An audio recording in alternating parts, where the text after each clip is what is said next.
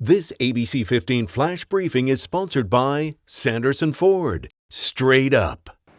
I'm Faye Fredericks with your top stories from ABC15 Arizona. The U.S. Supreme Court hearing a Mississippi case that could completely reshape abortion rights by possibly overturning Roe v. Wade.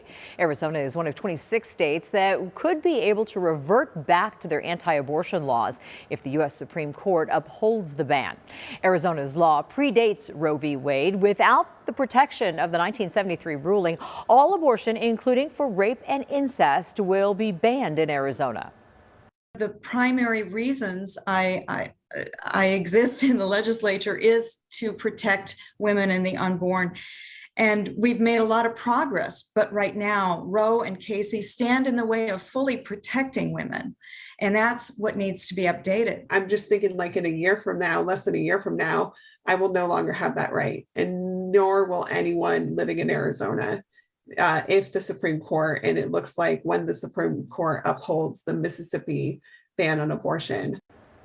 Many details about the police actions leading up to the death of Mohammed Muhaimin have been kept secret for years, have now been brought to light. Hundreds of pages of federal court records relating to Muhaimin's in-custody death 5 years ago finally unsealed. In January 2017, Muhaimin wanted to use the public bathroom at a community center, but a Phoenix City worker blocked him because he had a Chihuahua with him.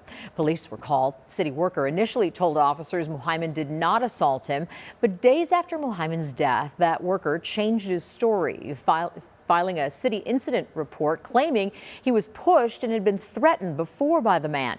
In another newly released deposition, one officer admits he had his shin on Muhaimin's neck just prior to the man's death, but claimed he didn't use all his weight because that would have been illegal. And so while they never pulled a gun and shot him, you can't help but to feel like everything they did was wrong. Earlier, Muhaimin's children received a $5 million settlement in the excessive force and wrongful death case. However, Phoenix police repeatedly stated in court records that the officers were justified in arresting Muhaimin on an old misdemeanor warrant that day, that the man resisted, and officers did not use excessive force or break the law. ABC 15 hearing from a Gilbert family who proved to be the first confirmed case of passing COVID onto their pets. Max and Kyla Kraus volunteering to have their dog Ollie and cat Pua tested by TGen earlier this year after Max contracted COVID. Like most of us, their pets are family, and they wanted to know if they were putting them at risk. A baseball scout, Max knows the importance of data and jumped at the opportunity to help scientists learn more. I just thought it was a good opportunity for us in our unique situation to provide, whatever we could to help them do their research. TGen tested both Pua and Ollie. Turns out they did contract the virus, and genomic testing showed it to be the same strain as Max. More than 80 pets have been tested as part of the study, with about 30% of them coming back positive. The study also shows pets did not pass COVID on to people. The good news, all of the pets have made a full recovery, as have their owners. Tracking your forecast and a record warm start to December. I'm Chief Meteorologist Amber Sullins. We hit 85 degrees today.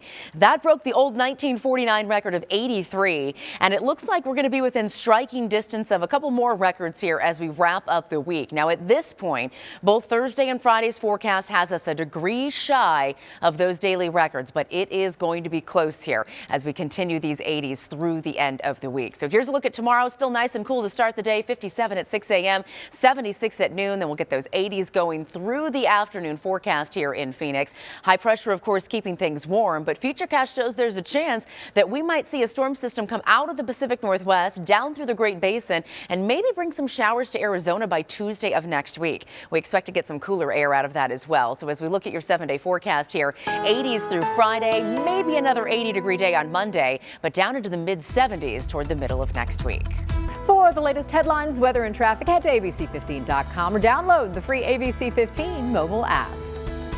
This ABC 15 Flash Briefing is sponsored by Sanderson Ford. Straight up.